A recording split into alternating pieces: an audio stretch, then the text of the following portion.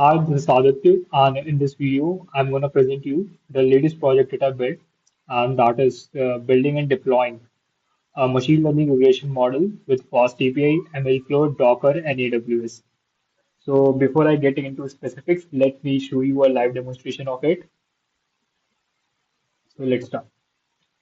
So as you can see, this is the AWS link where I have URL where I have deployed my project. I will just select the year, the month, and the region. Let's go with Boston and let's have a show prediction. So this is the predictions that we have, and let's do the matrix and the graph that shows us the yearly trend for the city that we use. It's predicted was the actual graph, and this red bar shows you the month that you choose. So now, why am I building this simple project? Like it's just a machine learning model. That's not such a great field to build, and that was, in a sense, definitely not the goal of this project. The goal of this project was to emulate the complete machine learning life cycle that goes into production. So that was my goal.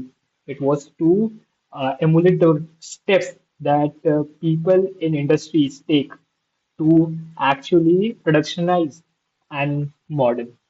And that is what I'm gonna be now getting into the specifics. So first of all, I'm gonna tell you the tech stack that I had. This is a diagram that you can see if you want a visual representation of it. So for my tech stack, I went for model training for XGBoost, and Optuna for hyperparameter tuning, MLFlow for logging everything up, every experiment. Then for serving and deployment, I went for FastAPI to get it that as it easily gives you the API endpoints and by Pythonic in nature. Then we have Streamlit for creating simple, easy front end. For infrastructure and automation, I use Docker for shipping my containers, GitHub Actions for creating my CI/CD pipeline, and AWS for actually putting all things into production. So for S3, this AWS, I utilized this services S3 for my bucket to dump all my data as well as my model. ECR for putting my this images that I have successfully created to AWS, and ECS would be running those images that I have put, and application load balancer to get the endpoints, the DNS one, so that I can actually access them out, both my front end as well as my back end. So this was the tech stack that I discussed just now. Now we are getting into actually the specifics of how I built and deployed the complete model. So let's start. So first of all, the model building, as always, every project starts with cleaning the data. So I went for ED and cleaning the data. First went for splitting the data, and I wanna share this thing out that the notes that I have created, they are focused on answering the questions why am I doing what I am doing, how am I doing it, and how can I build an intuition to actually perform same things or even have the mindset or the thought process to replicate the step that I have did into some other project that may have some other problem. So that is the goal of this entire file is to build the intuition revolving around creating and deploying the complete project. So here we are going for data splitting, then we are going for geographical feature engineering as it is the geographical data, or we have cities and all that. Then we are removing the duplicate data, outlier handling, and then saving the process files. Then we are moving on to the next step that is the feature engineering. We have feature engineering the dates, then categorical feature encoding, target encoding, both our zip code as well and our for our cities, dropping the unused columns which are not relevant for us in our model, and then saving the feature engineer data.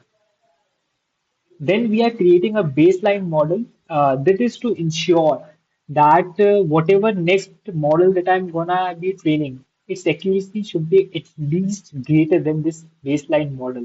Otherwise, this model is completely useless for me to be even hyper tuned. uh, to tune it.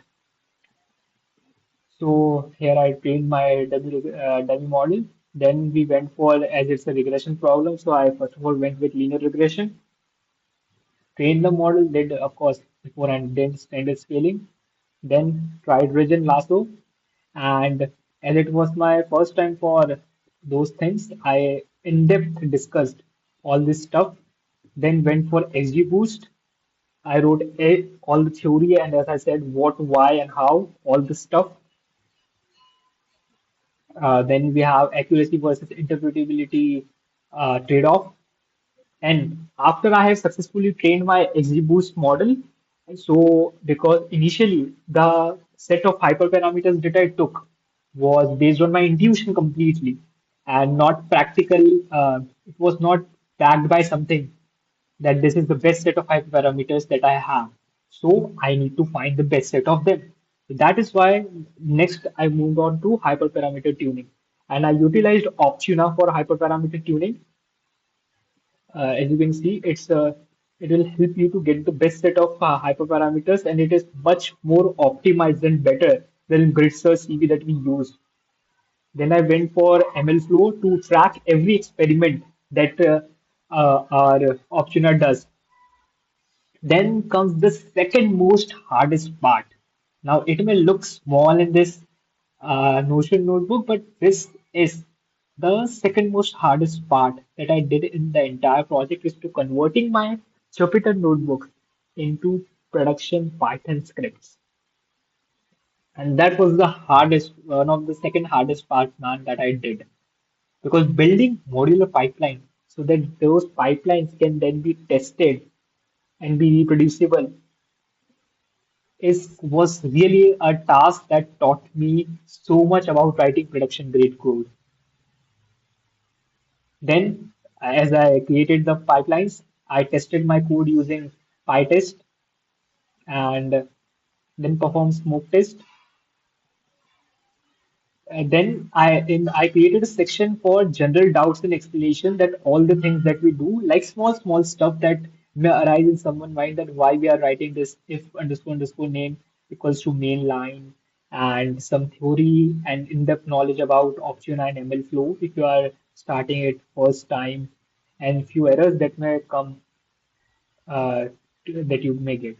Then, after, as we have successfully created everything, now we need to get an HTTP endpoint for our project. So then I started with the deployment of my backend.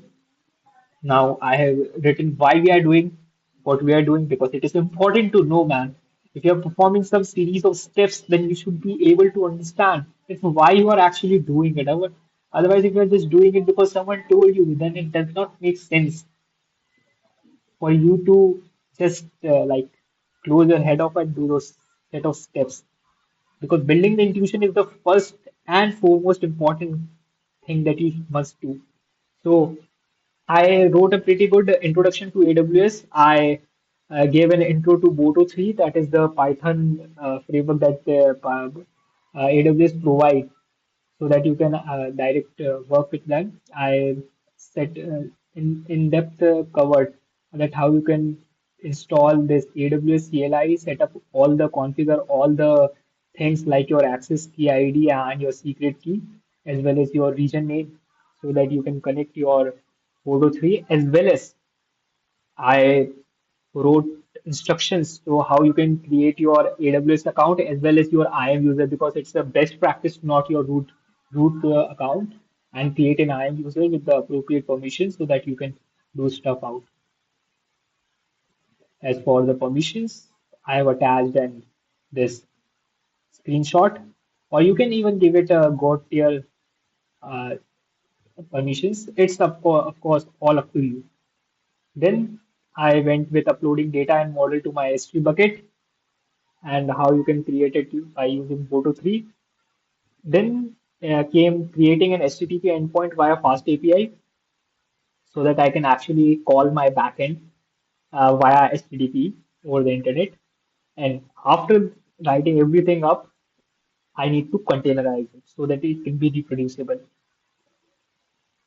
So First of all, I went on all in theory for the Docker, building the what Docker what is and all the terminologies related to it, what layers are in Docker, and every step Docker file, Docker image, Docker container registry, and all that stuff that someone be may have question about. Then all the commands and stuff. Then moving on, uh, finally after I created my this, I moved on to front end. For front end, then I was using Streamlit to get the front end application. So went for Streamlit. I gave an introduction, and as always, here I have in-depth coverage of Streamlit and everything that is gonna be used in this project. Then crafting my dashboard, that is the what you saw in the starting. Now, by the nature of Streamlit, what it does it runs your entire script again and again on every change that you do on its front end. So, but I can't afford that for my data loading because it's an expensive operation that if I keep on doing every time my state changes, then it's gonna be very time consuming and resource consuming for me.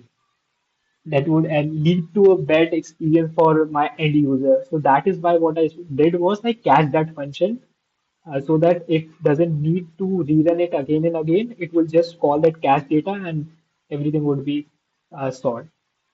Then I ran my commands for running my front end, and as I did in my backend, I this containerized it. Then, so my containers are ready. Now, what I need to do is connect my local and implement a CI/CD pipeline via GitHub Actions. So first of all, I gave an in-depth intro to CI/CD, why it's required, what it does, and what it solves. And why do I even need to do it?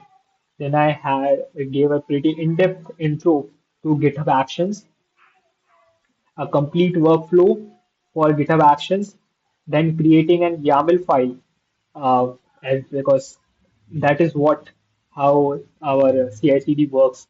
You need to create your an YAML file inside your .github/workflows. So I have written everything up, this complete in-depth summary of how you need to do everything up. All right, so after this comes the hardest part. As I said, the second hardest part was converting Jupyter notebooks to your modular pipelines, but this is what is the hardest part is that is finally deploying things on your AWS. And it was for me the hardest part as I was quite new for on this platform. So first of all, I set up my Elastic Container Registry so that where I will put my Docker images to so that they can be called. I have written steps for anyone starting things out so that they can easily use it. Then we have Elastic Container Service, the one that will be running those containers for you. Now, it was a mistake to directly jump here, but this thing taught me that it's all right, you don't mess things up. So before moving on to creating lasting container service, you need to create few things which would be required and you need to choose them in order to have a functioning application. So I went and created my IAM task execution rule. Don't worry, I have written it here. If you need all those stuff, of course, we are using Fargate, which is serverless, because I don't didn't wanted to choose those compute and all those things by myself. It was quite easy as it is scalable and it would do everything by itself. So I went with that. I created a task execution rule. I don't worry, I have written steps. You can just they are very easy and to do and everything up. So don't worry about that stuff. Then I went and set up my security group, that is the firewall. Then target groups, and I have written analogy for everything so that it will be easier for you to digest everything up. Then I went for AWS load balancer, AWS load balancer so that you can have the endpoint so that everybody can go and use public URL to access your application, your backend as well as your Streamlit application. Then your task definition, that is the application blueprint for your services to run, the badge, the power, the door, and everything up. This is where we write everything up. You can write it in JSON or you can directly use GUI, so you can click things up. I did with GUI, but later I actually made two task definition because my first one didn't work. It crashed because I specified a very little two resources for my Streamlit application. So of course I have not written all those errors that I got, but I have written solution for them. That if you get this error, you need to do that thing. But I have not specified mine one because as it was learning for me to solve those errors by myself. And then finally, I run my applications. All right. So with this, as you can see here, here is my ML service and here is my Streamlit service, and they are running fairly fine. All right, don't worry about that. It's the previous build. And then the final is to put everything that you got, all the credentials that you got from here into your YAML file and push it into your GitHub. Then when you go to your GitHub and get a you add your security details like your access key, secret access key, region name there, and then perform the final push. And you will have the final public URL after some time when everything settles out. Yeah, the URL that you get from your ALB, the one that you can use to access this. So of course, I'm gonna put this application down so that I don't get uh, cost. I don't incur cost if people use it. So I'm gonna put it down. But yeah, I'm gonna also previously I thought that I should not publicly share this notion, but yeah, I don't care. You can use it if you like. I have tried to make this as in depth and as good as possible. So before ending, I do want to say something. I would like to thank Anas Rai. I don't know if I'm pronouncing his name right, but yeah, I really want to thank him for making such a fantastic video.